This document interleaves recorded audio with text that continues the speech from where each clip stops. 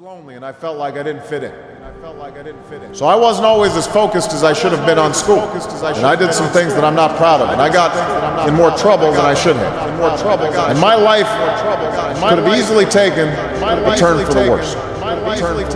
But I was lucky. I got a lot of second chances. And I had the opportunity to go to college and law school and follow my dreams. My wife, our First Lady, Michelle Obama, she has a similar story. Neither of her parents had gone to college, and they didn't have a lot of money. But they worked hard, and she worked hard so that she could go to the best schools in this country. Some of you might not have those advantages. Maybe you don't have adults in your life who give you the support that you need. Maybe someone in your family has lost their job and there's not enough money to go around. Maybe you live in a neighborhood where you don't feel safe, or have friends who are pressuring you to do things you know aren't right. Where you are right now doesn't have to determine where you'll end up. No one's written your destiny for you. Because here in America, you write your own destiny. You make your own future. That's why today I'm calling on each of you to set your own goals for your education and do everything you can to meet them. But whatever you resolve to do, I want you to commit to it. I want you to really work at it. I know that sometimes you get that sense from TV that you can be rich and successful without any hard work. That your ticket to success is through rapping or basketball or being a reality TV star. Chances are you're not going to be any of those things. The truth is, being successful is hard.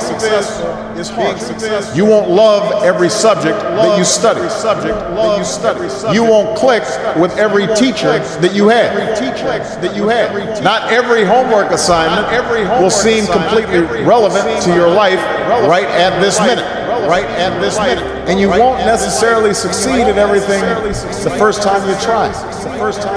That's okay. Some of the most successful people in the world are the ones who've had the most failures. J.K. Rowling, who wrote Harry Potter. Her first Harry Potter book was rejected 12 times before it was finally published. Michael Jordan was cut from his high school basketball team. He lost hundreds of games and missed thousands of shots during his career. But he once said, "I have failed over and over again in my life, and that's why I succeed." These people succeeded because they understood that you can't let your failures define you. You have to let your failures teach you. You have to let them show you what to do differently the next time. So if you get into trouble, that doesn't mean you're a troublemaker. It means you need to try harder, to act right. If you get a bad grade, that doesn't mean you're stupid. It just means you need to spend more time studying. No one's born being good at all things. You become good at things through hard work. You're not a varsity athlete the first time you play a new sport. You don't hit every note the first time you sing a song. You've got to practice. The same principle applies to your schoolwork. You might have to do a math problem a few times before you get it right. You might have to read something a few times before you understand it. You definitely have to do a few drafts of a paper before it's good enough to hand in. Don't be afraid to ask questions. Don't be afraid to ask for help when you need it. I do that every day. Asking for help isn't a sign of weakness, it's a sign of strength.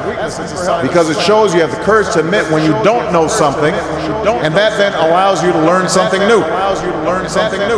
So find an adult that you trust, a parent, a grandparent, or a teacher, a coach, or a counselor, and ask them to help you stay on track to meet your goals.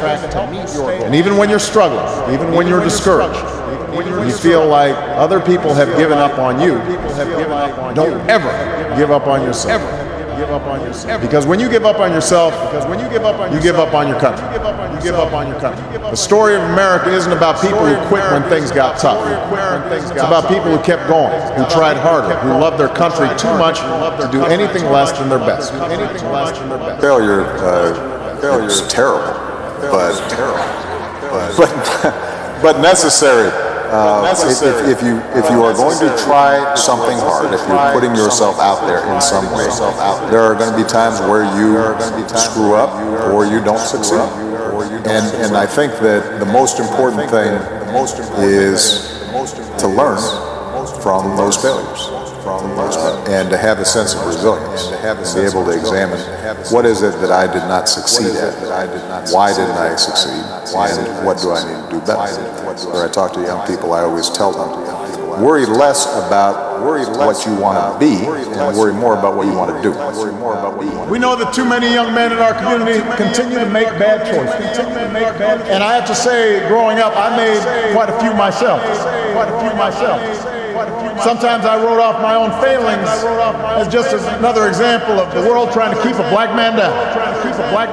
I had a tendency sometimes to make excuses for me not doing the right thing. But one of the things that all of you have learned over the last 4 years is there's no longer any room for excuses. Excuses are tools of the incompetent, used to build bridges to nowhere and monuments of nothingness. Well, we've got no time for excuses. You have to remember that whatever you've gone through, it pales in comparison to the hardships previous generations endured, and they overcame them. And if they overcame them, you can overcome them too. Spirit of excellence and hard work and dedication and no excuses is needed now more than ever. If you think you can just get over in this economy just because you have a Morehouse degree, you're in for a rude awakening.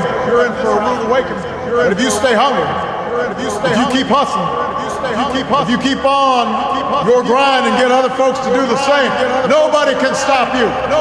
When I talk about pursuing excellence and setting an example, I'm not just talking about in your professional life.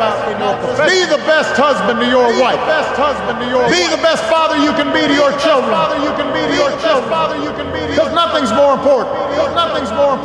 I was raised by a heroic single mom, wonderful grandparents, made incredible sacrifices for me. And I know there are moms and grandparents here today who did the same thing for all of you. But I sure wish I had had a father who was not only present, but involved. Didn't know my dad. And so my whole life, I've tried to be for Michelle and my girls what my father was not for my mother and me. I want to break that cycle. Where a father's not at home. Where a father's not helping to raise that son or daughter. I want to be a better father. I want to be a better husband. A better man. It's hard work. It demands your constant attention and frequent sacrifice. And I promise you, Michelle will tell you I'm not perfect. She's got a long list of my imperfections. Even now, I'm still practicing. I'm still learning. Still getting corrected in terms of how to be a fine husband and a good father. But I will tell you this, everything else is unfulfilled if we fail at family. If we fail at that responsibility.